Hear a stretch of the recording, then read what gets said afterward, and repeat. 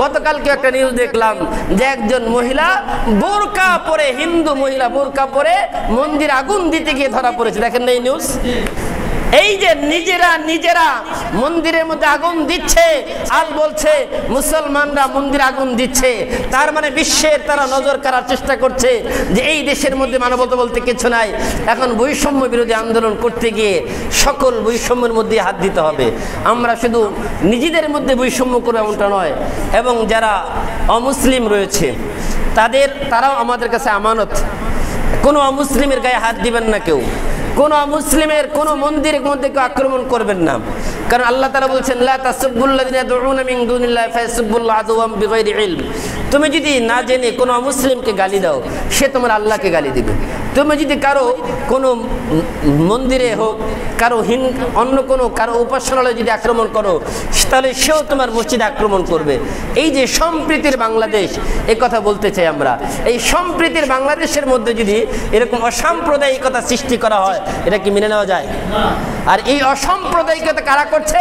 সুযোগ সন্ধানী কিছু মানুষ। গতকালকে একটা নিউজ দেখলাম যে একজন মহিলা বোরকা পরে, হিন্দু মহিলা বোরকা পরে মন্দির আগুন দিতে গিয়ে ধরা পড়েছে। দেখেন না এই নিউজ? এই যে নিজেরা মন্দিরের মধ্যে আগুন দিচ্ছে আর বলছে মুসলমানরা মন্দির আগুন দিচ্ছে, তার মানে বিশ্বের তারা নজর কাড়ার চেষ্টা করছে যে এই দেশের মধ্যে মানবতা বলতে কিছু নাই। এই জন্য আমরা আমাদের দায়িত্ব পালন করব। প্রতিটা মন্দির যে এলাকায় আছে আমরা পাহারা দিব রাতের বেলা জেগে জেগে, যাতে করে কোনো মন্দিরে আক্রমণ হতে পারে। যদি হয় তাহলে দোষটা আমাদের কারে আসবে?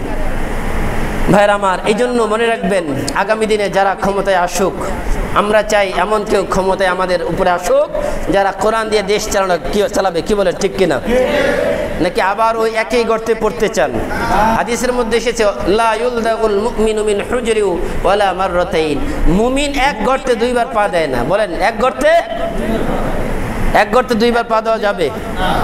এটা আল্লাহ রাসূল বলেন যে যারা মুমিন, আল মুমিনু গিররুন কারীম ওয়াল ফাজিরু খাব্বুন লাঈম। যারা মুমিন তারা খুব সহজ সরল হয়, তারা খুব ধূর্ত চালাক হয় না। আর যারা দুশ্চরিত্র, যারা পাপাচারকারী, তারা হয় ধূর্ত, তারা হয় বাকপটু। আল্লাহ রাসূল এক হাদিসের মধ্যে বলেন যারা মুনাফিক তারা সবথেকে বাকপটু, তাদের সাথে কথাই পারা যায় না। এই জন্য মুমিনরা তো সাদা সিধা হয়, তারা একদম সহজ সরল হয়, তাদের জীবনটাও সহজ সরল। এই জন্য তবে মুমিন কখনো ধোঁকা খায় না এবং ধোঁকা দেয়ও না। বলেন, মুমিন কখনো কি করে না? ধোঁকা খায় না এবং কাউকে ধোঁকা দেয় না। এই জন্য নিজেরা কাউকে ধোঁকা দিব না, নিজেও ধোঁকায় পড়বো না। এটা হচ্ছে মুমিনের একটা গুণ। কারণ আল্লাহ পাক রব্বুল আলামিনের যে আয়াত আমি পড়েছি আপনাদের সামনে, আল্লাহ বলেন ইউরিদুনা লিইউতফিউ নূরাল্লাহি বিআফওয়াহিহিম ওয়াল্লাহু মুতিম্মু নূরিহি ওয়ালাউ কারিহাল কাফিরুন। আল্লাহ পাক রব্বুল আলামিন বলেন তারা চায় ইউরিদুন আন ইউতফিউ নূরাল্লাহ, আল্লাহর দ্বীনের নূরকে নিভিয়ে দিতে মুখে ফু দিয়ে। তো আমাদের সমাজের মধ্যে আমরা দেখেছি কিছু মানুষ আছে যারা কোরআনের জন্য তাফসির করার জন্য অনুমতির প্রয়োজন হয়। কি বলেন, ঠিক কিনা? আল্লাহর জমিনে আল্লাহর কোরআনের কথা বলা হবে, সেখানে আবার তাদের কাছে পারমিশন নিতে হয়। পারমিশন না দিলে আবার মাহফিল করা যাবে না, কোরআনের কথা বলা যাবে না। তো যারা এইরকম ভাবে কোরআনকে রুদ্ধ করার চেষ্টা করেছে, আল্লাহ তাদেরকে রুদ্ধ করে দিয়েছে, ঠিক কিনা? এই জন্য খবরদার, সামনে মনে রাখবেন, যদি কখনো কোরআনের বিপরীতে দাঁড়ান, অতীত থেকে শিক্ষা নেবেন। যেরকম ভাবে ফেরাউন টিকতে পারে নাই, নমরুদ টিকতে পারে নাই, হামান টিকতে পারে নাই, সাদ্দাত টিকতে পারে নাই, এরকম ভাবে যত জালেম এসেছে কেউ টিকতে পারে নাই। সামনেও যদি কোনো নব্য জালেম আসে, তারাও টিকতে পারবে না, ঠিক কিনা?